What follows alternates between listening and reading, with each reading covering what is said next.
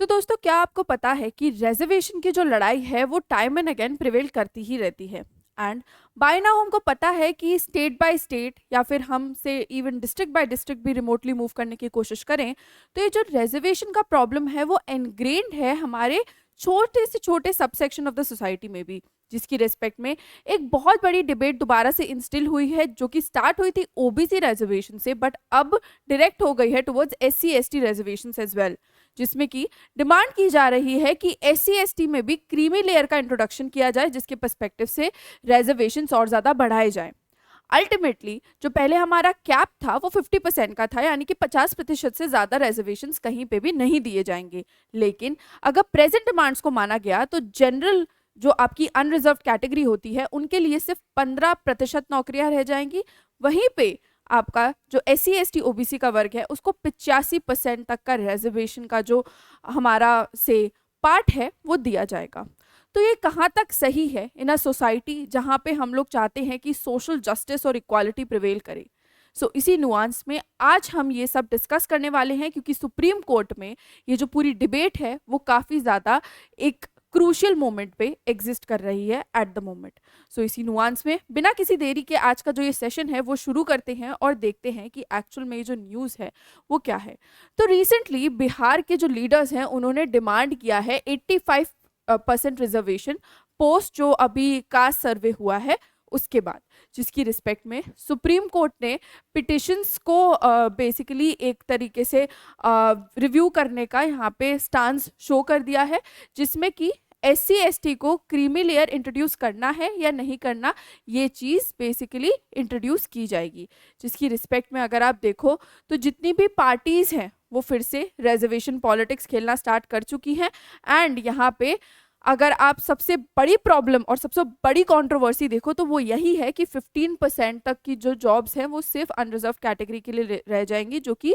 In future and even in the present status को एक बहुत बड़ी प्रॉब्लम हो सकती है। क्योंकि सिर्फ 15% जॉब का अगर एक से हमारा माइलस्टोन रहेगा, एक हमारा बेंचमार्क रहेगा, तो फिर बहुत ऑब्वियस सी चीज़ है कि इस सब की वजह से एक सिविल वॉर लाइक कंडीशन भी क्रिएट हो सकती है फॉर अ फैक्ट कि जितने भी अनरिजर्व कैटेगरी के लोग हैं वो अब आंदोलन कर सकते हैं।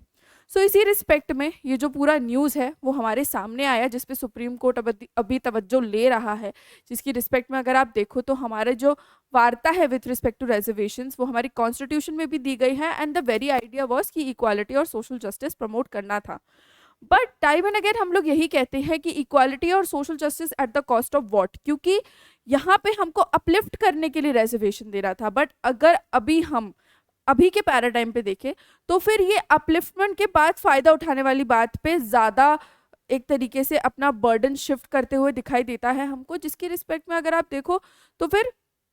हमारी जो रिजर्वेशन का पूरा एस्पेक्ट था जिसकी वजह से हमने इंट्रोड्यूस किया था उसकी जो पूरी स्पिरिट है वही खत्म हो जाती है। देयरफॉर इस पूरी सिचुएशंस को काफ़ी सेंसिटिवली देखने की ज़रूरत है और इसको बैलेंस आउट करने की ज़रूरत है, क्योंकि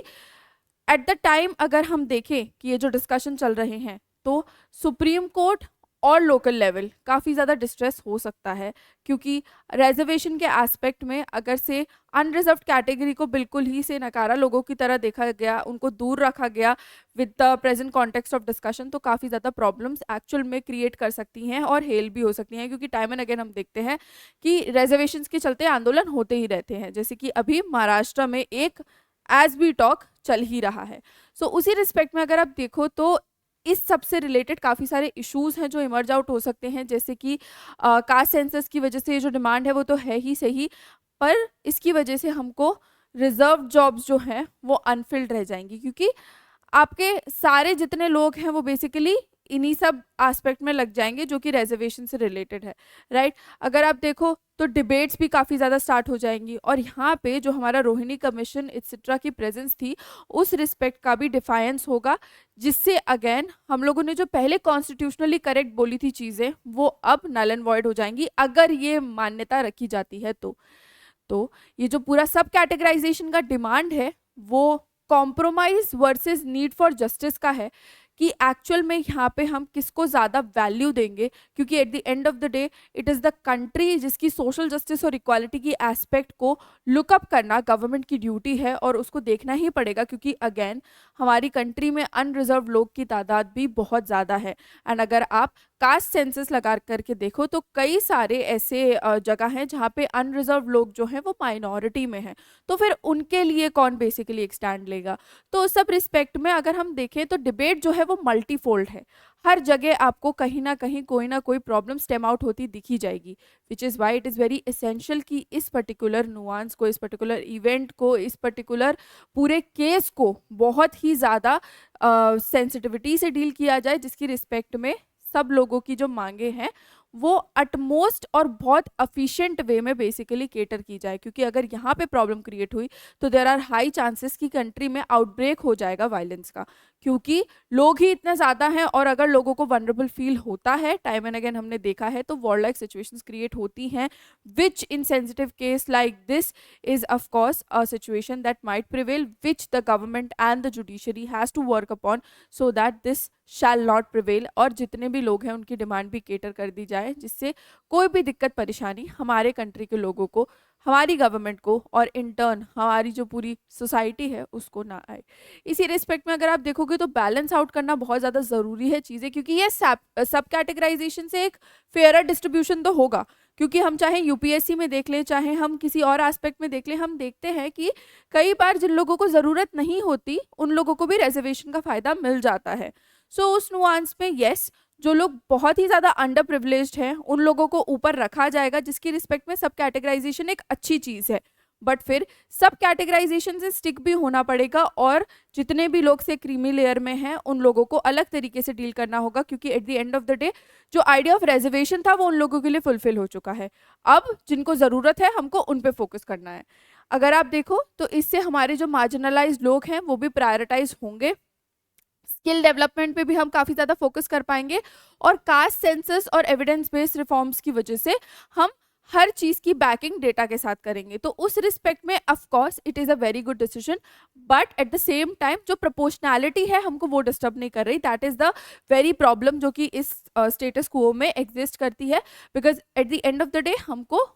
जो पूरी इक्विटी है उसको भी केटर करना है फॉर अ फैक्ट कि कोई भी यहाँ पे से नाराज़ ना हो, क्योंकि सिटीजन्स की नाराज़गी बेसिकली बहुत ही भारी पड़ सकती है, ये हम हिस्टोरिकली प्रूवन फैक्ट है, देख सकते हैं। ठीक है, तो इसको हम कैसे डील कर सकते हैं, हम लोग इक्विटी वर्सेस एफिशिएंसी की एस्पेक्ट को डील कर सकते हैं। हम लोग इक्विटी को बेसिकली टारगेट कर सकते हैं कि हमको हर किसी को अपलिफ्ट करना है, सबको एक इक्वल पेडेस्टल पे, एक इक्वल प्लेटफॉर्म पे लेके आना है, और ये भी एफिशिएंटली होगा, जिसकी रिस्पेक्ट में अगर हमको रैशनलाइज करना पड़े हमारे जो रिजर्वेशन के एस्पेक्ट्स हैं, जो हमारे रिजर्वेशन के वैल्यूज़ हैं, परसेंटेजेस हैं, वो भी हम कर सकते हैं। इसी रिस्पेक्ट में अगर 50% कैप का एक्सीड हो रहा है तो बेसिकली यहाँ पे कॉन्स्टिट्यूशनल क्लैरिटी मिलनी चाहिए कि ये 50% कैप जो है वो किस केस में हम लोग एक्सीड कर रहे हैं, क्या हर केस में है, क्या ये एक सब स्टैंडर्ड है, क्या ये यूनिफॉर्म एस्पेक्ट है कि 50% से ज़्यादा का ही बेसिकली सबको रिजर्वेशन मिलेगा या अप टू 50% ही मिलेगा। तो इस पर कॉन्स्टिट्यूशनल क्लैरिटी एक रिक्वायर्ड है, जो कि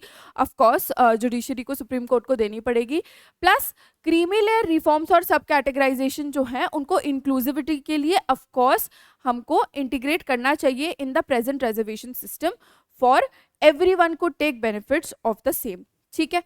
ये लॉन्ग टर्म आपका बहुत ही अच्छा इम्पैक्ट दे सकता है, बट अगेन जो प्रॉब्लम स्टेटमेंट है हमको उसको नहीं भूलना है, जिसकी रिस्पेक्ट में not a person, not a citizen of this country should remain as such कि उसको ऐसा लगे कि even if the person is so very valued, even if the person is very skilled, still he और she is not getting the job just because reservation के aspect में उसके साथ डिस्क्रिमिनेशन हो रहा है। हमको ये चीज़ नहीं करनी। सो उसी सब नुआंस पे बेसिकली हम जो प्रेजेंट कंडीशन है हमारे रिजर्वेशन की वो फेस कर सकते हैं और उसके साथ उसको टैकल भी कर सकते हैं, क्योंकि टाइम एंड अगेन हम देखते हैं कि इसकी वजह से प्रॉब्लम आती ही आती है। So why not once and for all हम इसको पूरा रिफॉर्म कर दें एंड इस आइडिया को इम्प्लीमेंट भी कर दें, जिसकी रिस्पेक्ट से जो भी कन्फ्यूजन टाइम एंड अगेन आते रहते हैं वो ना आए, और ये जो भी चीज़ हो वो एक ऐसे यूनिफॉर्म इन नेचर हो कि बाद में कोई भी स्टेट इसमें कोई तब्दीलियां नहीं कर पाए, क्योंकि अगेन स्टेट्स जब चेंज लाता है तो उसकी वजह से बाकी सारी स्टेट्स में भी अराजकता की जो भावना है वो फैलती है, जिसकी वजह से हमको प्रॉब्लम फेस करनी पड़ती है। देयरफॉर हमको कुछ ऐसा सिस्टम बेसिकली लाना चाहिए जिसकी रिस्पेक्ट में ये जो पूरा प्रॉब्लम ही है रिजर्वेशन का वो अक्रॉस द नेशन रिजॉल्व हो जाए once and for all. So yes, आपका क्या मानना है इस पर्टिकुलर नुआंस में मुझे ज़रूर से बताइएगा, क्योंकि रिजर्वेशन के एस्पेक्ट में हमको क्वेश्चंस डील करने पड़ते हैं, चाहे आप मेंस ले लो चाहे आप इंटरव्यू ले लो। Therefore opinion building on this particular aspect is really very important. That is why I put up a very balanced nuance to make you all understand कि प्रॉब्लम क्या हो सकती है इस रिजर्वेशन की डिबेट से एंड हम इसको रिजॉल्व कैसे कर सकते हैं। बहुत ही बैलेंस नोशन था। आप लोगों का इस पे क्या आइडिया है, या फिर आपके पास कोई और से रिफॉर्म्स का एक स्ट्रक्चर है आपके दिमाग में जो शायद आपने किसी से एज अ लर्निंग सीखा होगा, तो कमेंट सेक्शन में ज़रूर बताएं। और इसी के साथ साथ एक ओपिनियन बिल्ड करने की कोशिश करें एट अ न्यूट्रल स्टांस। आपको ये नहीं देखना कि आप अनरिजर्व कैटेगरी से हो कि नहीं, आपको ये नहीं देखना कि आप SC/ST कैटेगरी से हो कि नहीं, आपको as a rational human being इस पे बेसिकली अपना ओपिनियन बिल्ड करना है। इसी के साथ अगर मैं आपको बताऊं तो हमारा जो ऑफर है 17,999 का वो अभी लाइव है। It's a limited time period offer, तो make sure that you make the use of this opportunity so that आप हमारे साथ अपनी तैयारी कर पाओ, क्योंकि आप 2 या 2 से ज़्यादा साल का सब्सक्रिप्शन लेते हो तो आपको प्रीलिम्स क्लियर करने पे फ्री एक्सेस मिलती है मेंस रेजिडेंशियल प्रोग्राम की, जहाँ पे अनअकैडमी आपके अकोमोडेशन, टेस्ट सीरीज, मेंटरशिप सबका खर्चा खुद उठाएगा। वहीं पे अगर आप इंडस्ट्री में पहली बार हो रहा है ऐसा, अगर आप फेल भी करते हो तो भी हम आपको फ्री एक्सेस देते हैं क्रैश कोर्स की for your next year prelims and mains. So इसी रिस्पेक्ट में आप हमारे साथ जुड़ सकते हैं, क्योंकि बेसिकली हमारे जो बैचेस हैं वो लाइव हो चुके हैं और हमारा एक स्पेशल CSAT बैच भी चल रहा है। सो अगर आप कोई भी परचेस करते हैं तो make sure to use the code NST live, जिसके वाया आप मैक्सिमम डिस्काउंट्स जो है वो अवेल कर सकते हैं और साथ ही साथ आप मेरी अकाउंटेबिलिटी भी पा सकते हैं। So yes, on that note आज का जो ये सेशन था वो बस इतना ही था। आपका जो भी इस पे ओपिनियन हो मुझे बताइएगा ज़रूर, बिकॉज यहाँ पे हमको एक दूसरे के ओपिनियंस को वैल्यू करना भी आना चाहिए और ओपिनियन फॉर्मेशन भी आना चाहिए। So yes, with this is me Nandini signing off for the day. Hope you like the session and if you did then please do not forget to like, comment, share and subscribe to this channel. Let's crack UPSC CSE। Bye bye, please take care and thank you so very much for watching.